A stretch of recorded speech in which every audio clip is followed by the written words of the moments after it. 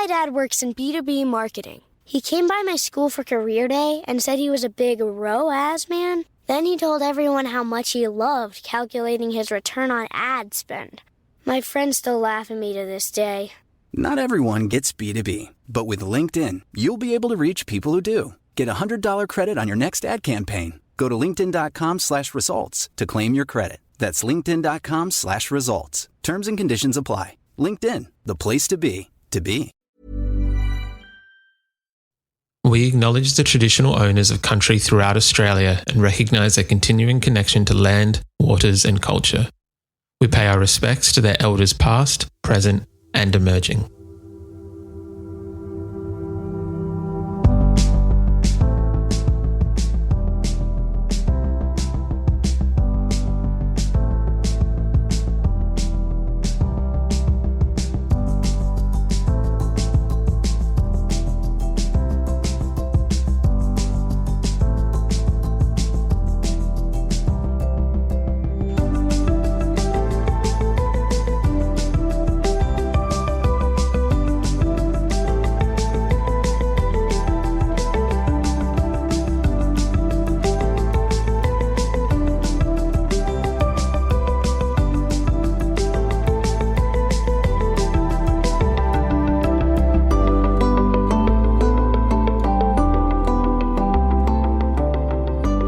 Our guests today met at school and decided to form a band in their music class.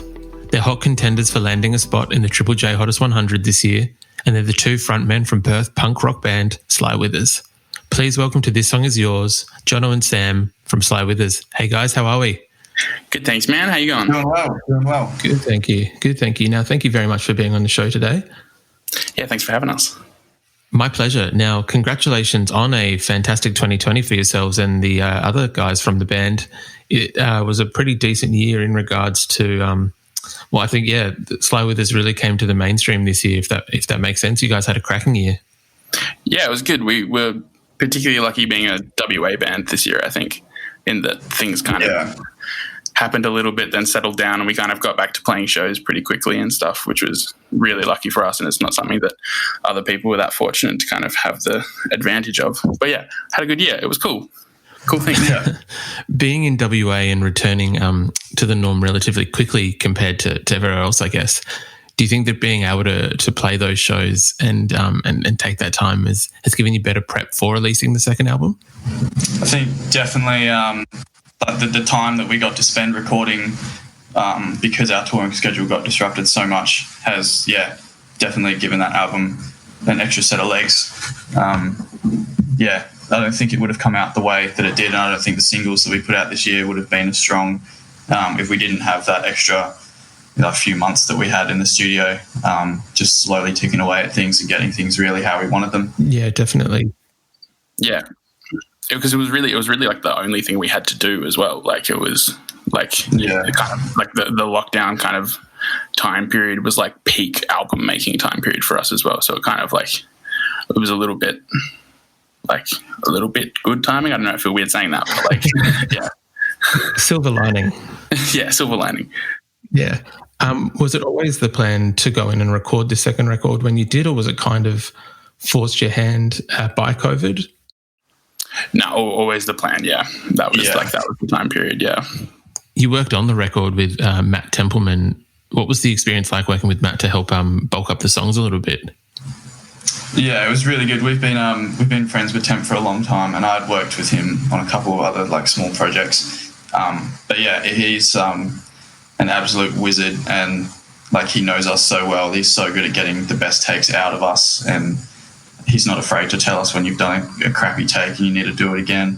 But yeah, he's something else. And it was like, it was fun working with him.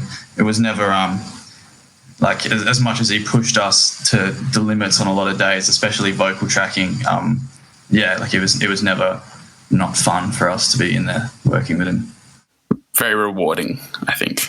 Yeah. In terms of like, how he pushed us and like how he like strived to get the best out of us, and kind of like, I don't know, he made me think about my playing a little like more in depth or like in a bit of a different way than I normally would, which I really, really enjoyed being like pushed like that. I think that was really great. Yeah, awesome. for yourselves, because the first record was self-produced by you guys, right? It was Mike Jelinek. Oh shit, sorry. In Perth. But it was I don't know. We sometimes prefer not to speak of that album. We were very young. We kind of just did it. We were like, oh, we've got all these songs, let's make an album. And then Jelly helped us, and that's what we got. Yeah. Do you think that having such a decent time period between the two records, I know there was an EP in between, but do you think that helped in being able to hone your songwriting craft and write stronger songs? I guess that would never hurt. I think a lot of these songs are also like the time span that they were written in have spanned quite a long period of time. So going back, there's some songs on this album that are going to be pushing 3 or 4 years old that we've like finally got around to feeling like we've actually nailed. So I guess, giving them a bit more time to sort of develop it was definitely a good thing. But and the period between the last album and this one was like a massive period of like growth, and like I feel like we found what we wanted to play and like the kind of music we wanted to make. And I think the first record was the complete opposite of that. The first record was just like making it for the sake of making it. Whereas during this period between them, I really think we've kind of honed into what we want to do. And I think we've achieved that. I think we've done a really good job of, realizing the thing we had in our heads, I think maybe is a good way to put it. I don't know. Yeah. Yeah, of course. Now, for most bands, having two co-frontmen might be a bit of a difficult dynamic, but for you guys, both of you being those two frontmen, how do you find it in terms of, I guess, neither of you really strike me as like craving the spotlight, but how do you work out, I guess, who's taking the lead on something, or in terms of songwriting, what challenges do you find having two frontmen? I actually don't know if I've ever seen it as a challenge. I guess whoever is going to take the lead on a song, it more just comes down to whoever brought that idea in. So a lot of the time, like, one of us will come in with a song that's either, it could be anywhere from 20% to 100% finished, and the band will fill in the rest of those pieces. So there's never like who's gonna sing this song because it's already someone's song. And then if it's one of Sam's songs, then I'll come up with harmonies, or maybe like I'll, get a chance to focus more on the lead playing for that song than I would in my own song, and vice versa with him. So I don't think there's ever been a power struggle between us. I guess it's just always whoever can add on to what the other person has done. And I think that's something that we both are pretty happy with at this stage. Yeah. We just get to like write songs twice as fast as other bands because we got two writers. I think I think all of the elements that come from having two frontmen, I think we see them as like positives. Like it's like a variety of stuff. It's like more influences being drawn. It's more ideas being brought to the table. It's writing songs twice as fast because there's two people writing them, that kind of thing. Do you find, and I realise you've said it's not a challenge or anything to overcome, but do you find that if someone brings something really strong to the table, that then it inspires you to, I guess, go back and push you twice as hard? Yeah, absolutely. Yeah, we're both like 100%. We've both said we're each other's biggest influence. So if I've had a period where I've not written many songs and Sam comes in and he's got 2 or 3 ready to go, it's sort of like I guess like here's the direction that we're going in, and then like a few more will trickle out and vice versa. It'll sort of stampede until we have another half album done, and that's just how it's been for the last couple of years actually. It's probably a very good thing for the productivity of the band. As you said, you can kind of get songs done half as quickly in half the amount of time, and then continue to put out good records. That's the hope. Hopefully. For yourselves now, and please correct me if I'm wrong, I tried to do some research and found what I could. You two, and I'm not sure if it was any of the other guys in the band, but you both met in music class, is that correct? We met at high school. We had music class together. So yeah, pretty much. Yeah, the musical bond was formed around music class, I think. Yeah. Was it a discussion in class that you were kind of like, we should start a band, or did it just kind of happen from hanging out outside of school? Or I think we just did all like the kind of group projects in music together, and we were like already mates and hanging out, and then we started busking together, and we just kind of like, we both liked doing the music thing, and we just kind of did the music thing a little bit, and just kind of evolved from like, let's go make a couple bucks on the weekend busking at a cafe into like, oh, let's do a band, you know? And yeah, now we're here.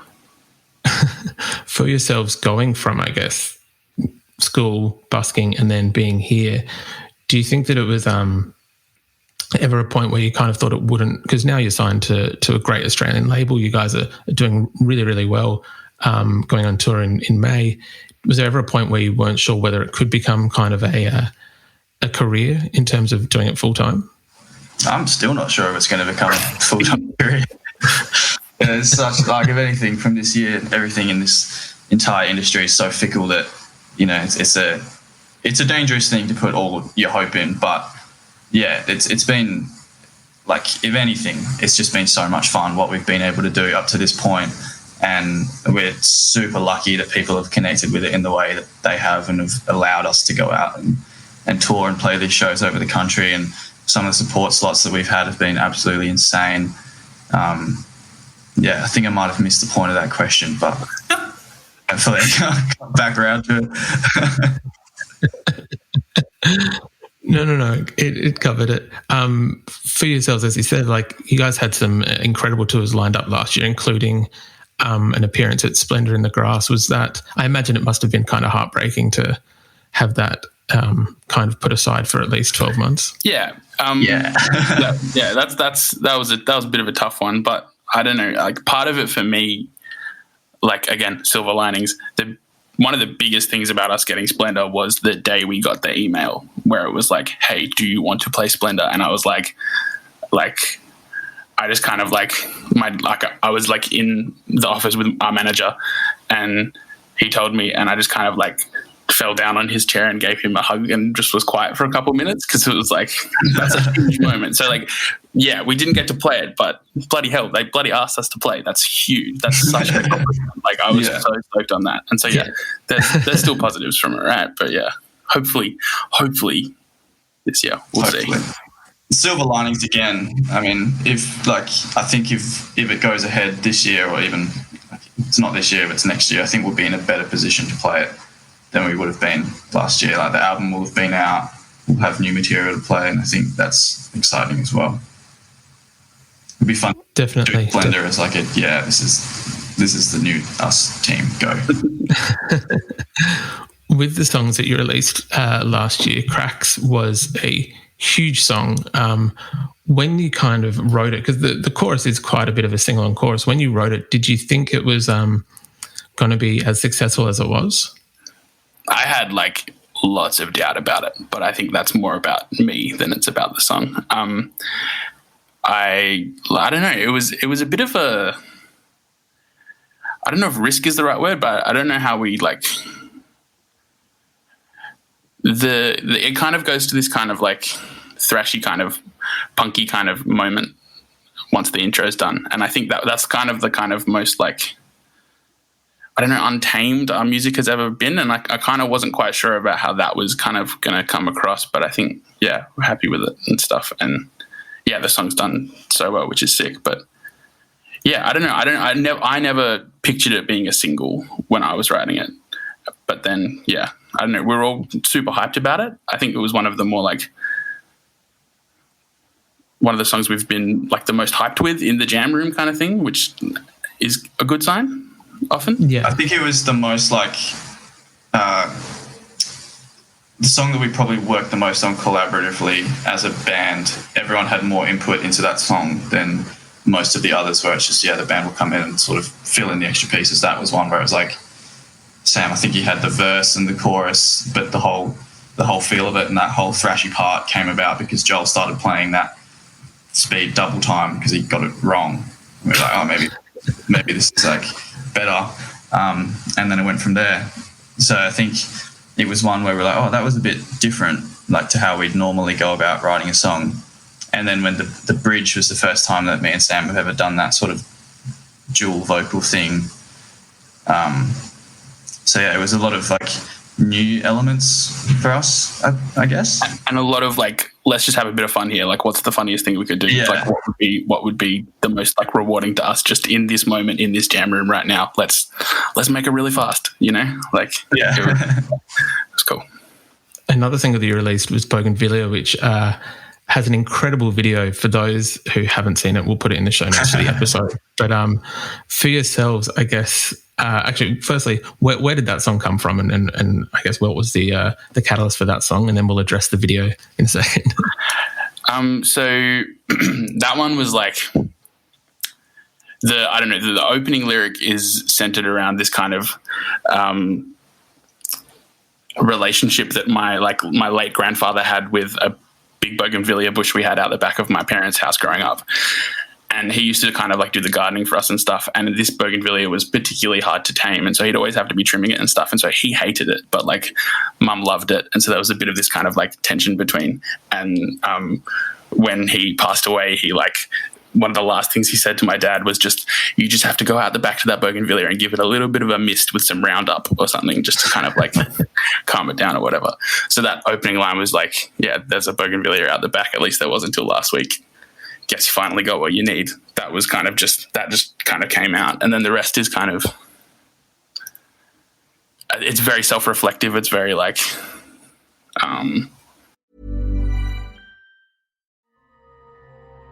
The most powerful designer drugs are the digital ones we use daily. And we get high off them. One touch, tap, like, scroll at a time. You know, just like tech creators want us to. Use digital without digital using you. Learn more at sync.ithra.com. My dad works in B2B marketing. He came by my school for career day and said he was a big ROAS man. Then he told everyone how much he loved calculating his return on ad spend. My friends still laugh at me to this day. Not everyone gets B2B, but with LinkedIn, you'll be able to reach people who do. Get a $100 credit on your next ad campaign. Go to linkedin.com/results to claim your credit. That's linkedin.com/results. Terms and conditions apply. LinkedIn, the place to be. Yeah, just kind of like, I don't know, thinking about the future and kind of hoping for good things and stuff. I don't know. Yeah. trying to be better and trying to think about how to be better in the future and stuff. And like, yeah, definitely. I guess, and now kind of puts a different spin on the video. The video itself is maybe less personal, but still just as very entertaining, with you guys judging or versions of yourself judging a shittest talent competition. For yourself, where do the ideas for the videos come from? And then as a second part to the question, does anyone in the band, either yourselves or the other two guys, have any shit talents? Well, first part, all of the videos come from Tim Elphick, who's done the majority of all our videos. He's a longtime friend of ours. I met him when we were both working at Kmart, and we bonded over both liking modern baseball and the front bottoms. So long time friend. And he, I think for the Bogan video, he was just like, do you want to do a shitty talent show?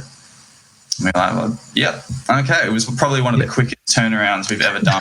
I think the whole thing was like planned to finish shooting in 3 weeks or something like that. It was super quick, super rushed, and we were lucky that like all of our friends were keen to get around it and would come in and showcase their shitty talents. But yeah, Tim is the bedrock of all the videos for us. He's a genius, and we love working with him. And Sam's going to answer part 2. What was part 2? Sorry, I was so what's a shitty talent? Does anyone have shitty talent? I don't know about shitty talents, but Joel's a very talented carpenter, our drummer. He can build some cool wood stuff. He built his whole drum kit out of like old Jarrah door frames from like a job he was working on many years ago that he got given. Jono, you got any talents? None as good as Joel's. Fair. Joel's the talented one. Yeah, Joel's the talented one. Yeah, the kit that you see him playing in most of the videos, in the Bogan one as well, that's the one that he built. And I think he made a snare first, and he finished it, and he was super proud. And I think I went around to have a beer with him when he showed me, and I was like, "Oh, you got to finish it." And like, that's going to look silly on any other drum kit. this whole thing, and yeah, it's probably been more pain than gain, that kit, because it's a solid Jarrah kit, and it's he made so heavy. He made his kick drum like bigger than any custom size kick you can possibly order. I think it's 28 by 26 or something like that, which is absolutely huge, and it's solid Jarrah, and it weighs about 30 kilos, and it's a pain, but it's a good talent to have. It's a good talent. Yeah, it's definitely a shit talent being a carpenter. The drum set itself, I'm not sure if it was the right one, but on a video you guys posted yesterday, I think, of recording cracks in that drum kit, it looks like a very impressive drum kit. That's not actually the drum kit. That drum kit is also, that's a crazy drum kit. Joel's drum kit that he built, the kick drum is very long. It's like a cannon, but in that drum kit from that video, it's very, like, the diameter of the kick is massive. Like, if you look at it, it's bloody huge. But yeah, Joel likes big bass drums. I feel slightly embarrassed now. Now today is the last day to vote for the Triple J Hottest 100, and there's been plenty of social media activity across your socials. What do you guys think the chances of Cracks or Bogan making it into the Hottest 100 are like? Sportsbet's paying 501. So, that's for winning though, Jono. Anyone wants to make some money. Yeah. No, I think it's definitely the best chance that we've ever had with Cracks, which is super exciting. But I think, like, we would also just be so stoked to get anywhere near the 200. And I think it's just been amazing to see how many people have been voting for us in a year where we weren't able to get out and play shows to all of these people. Yeah, it's cool to see that people sort of stuck by us and are still enjoying the content that we've been putting out. Yeah, of course. What did you guys miss most about the touring aspect of it last year, and I guess not being able to go out on the road and play shows? I think for me, just in general, it was a big shame to have to take our foot off the gas. Like, in 2019, we were sort of going so hard at it. I think that, the last 6 months of 2019 was the most touring that we've ever done, the most shows that we've ever done. And then when everything stopped, like the first few months, it was like, oh, this is nice. I don't have to be at the airport at 5 a.m. on a Friday anymore. But it just dragged on. And I think, after a few months, we were all pretty keen to get back into it. And it's a shame that a lot of our plans have been disrupted, but it's the same with everyone, and, everyone's in the same boat. So I think it'll be super exciting to see how things bounce back, and when everyone can finally get out and start playing shows, there's going to be so many people keen and ready to go. So I don't know, just got to wait it out. That's very fair. You guys do have some shows booked in May. Are you looking, I guess, what is the thing you're looking forward to the most about getting, other than the 5 a.m. start, what are you looking forward to the most? Playing shows. Yeah. I miss playing to all the people. I don't know. It sounds like pretty normie answer for it, but I felt like we spent most of 2019, particularly the back half, playing like all around the country and stuff. And I really liked getting used to the kind of slightly different personalities that all the different crowds would have in all the different cities. And so it's like, I don't know, it's hard to explain, but just only playing in Perth, we've only had Perth crowds, and Perth crowds are Perth crowds. And I'm kind of like used to how that feels, but it always felt really special, like going to Brisbane or something, particularly, where there'd be all these people and they'd be so into it. And it's like, it's all these fresh faces, and it's like, I don't know. I get this weird thing where all the different crowds have these different personalities, and I just kind of miss, getting to experience that. Yeah, no, I can definitely understand that. Without doxing anyone, do you have, I guess, a favourite and the worst state personality for crowds? You don't have to say the worst, or at least we'll just bleep it. I think behind Perth, Brisbane is definitely the favourite, right, Jono? Yeah, I love Brisbane. It's always have a wonderful time there. But yeah, I think we'd be in trouble if we didn't say Perth. So yeah, Perth and Brisbane. But then also like Melbourne always turns up, and like I still remember the first time we like played an interstate show. It was in Melbourne, and it was our first show outside of WA, and there were all these people singing our songs, and it was like, what the fuck is going on here? That was like really crazy. And so Melbourne's always been really supportive and stuff. And then that last show in Adelaide, Johnny, that was like one of the funnest shows of all time. Yeah, Adelaide is super fun, super lovely, and it's cool just like, I don't know, getting our foot in the door in all these different scenes and meeting the bands that have like really held down those venues for so long and are killing it in all the different cities. So I don't know, I guess one of the big things I miss about touring is like, the other bands that we haven't been able to see as much as we would have liked to. Our friends on the road and stuff. So, miss all of you. Talking about Perth, we previously spoke to Cav from Eskimo Joe about acts from WA. We spoke about Stella Donnelly and Tame Impala and Eskimo Joe. Perth continues to churn out like excellent quality bands. What do you think it is in the scene over there that's continuing to put out such quality acts, or do you think it's just sunk in the water? I think there's like there's an element of the isolated nature of Perth kind of creating this thing where like trapped is the wrong word, but there's all these people in this kind of close proximity without a major cultural hub nearby, where it's like everyone just kind of, it's like, okay, this is what we've got, let's do some cool stuff. And then to a degree, because we're so far away and a little bit kind of, I don't know, Perth's Perth. People have feelings about Perth. I don't know, sometimes a lot goes under the radar over here. And so people just kind of like churn away in the background, and then suddenly it just takes one person noticing one brilliant song or something to like blow the fuck up, like a Stella or something. Yeah, definitely. Guys, shall we talk about the playlist that you sent through? Sure thing. Yeah.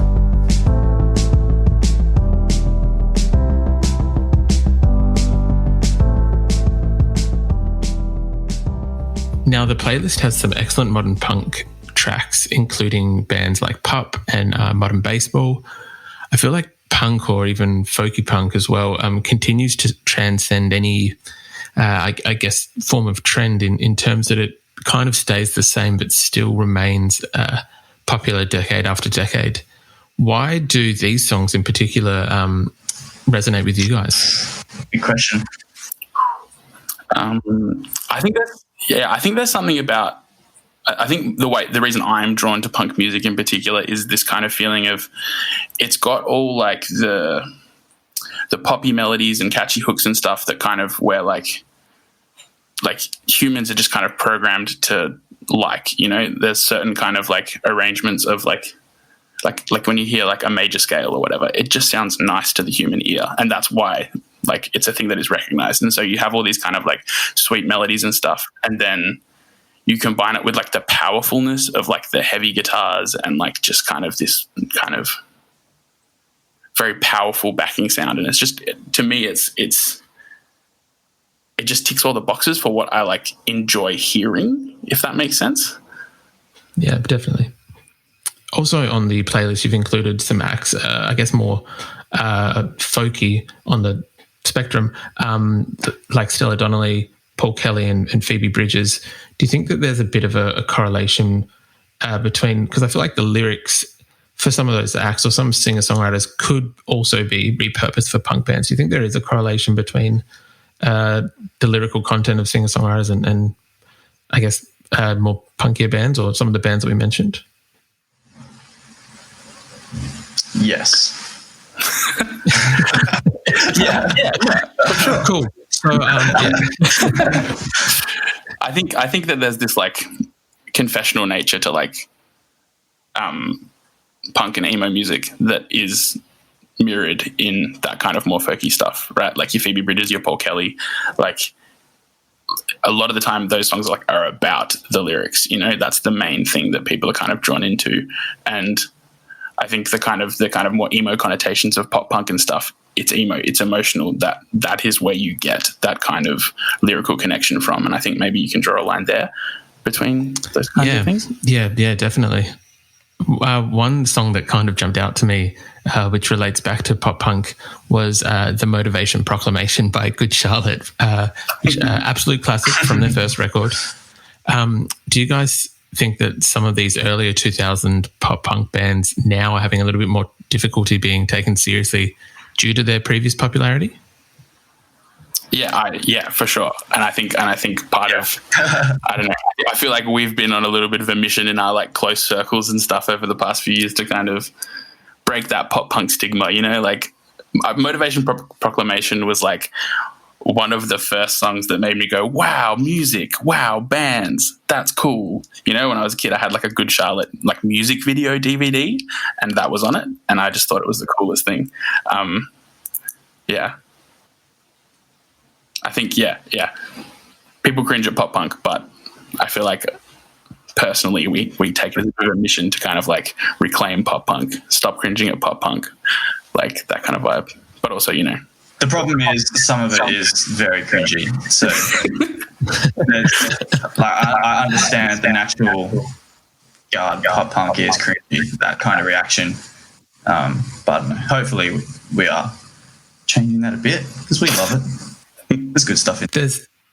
There's definitely some quality stuff in there. There's like anything. There's always cringy dance music or country or anything. But no, that song, great song. The harmonies in that song are fantastic. So, Jono and Sam, I know we only had limited time today, so I do very much appreciate your time with us. Thank you so much for being on the show, and all the best with the forthcoming album, Gardens. Thank you very much for having us. Thank you for having us.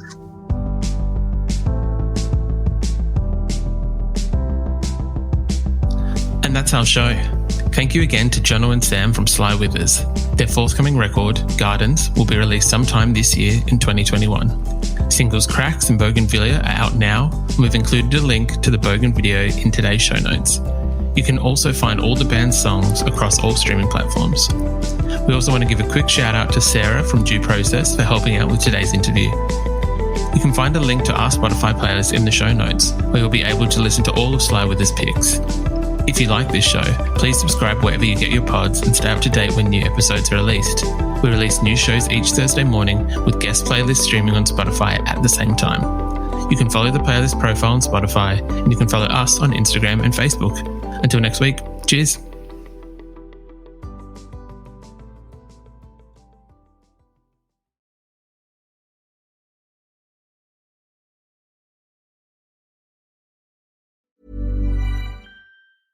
Never sleep hot again with Bowl and Branch's best-selling naturally cooling sheets. They feel super crisp and cool to the touch and are expertly designed for enhanced breathability so you don't overheat at night. Start getting your best night's sleep this summer with cooling sheets made with the highest quality materials. Try Bowl and Branch with a 30-night worry-free guarantee. Plus, get 15% off and free shipping on your first set of sheets at bowlandbranch.com with code BUTTERY. Exclusions apply. See site for details.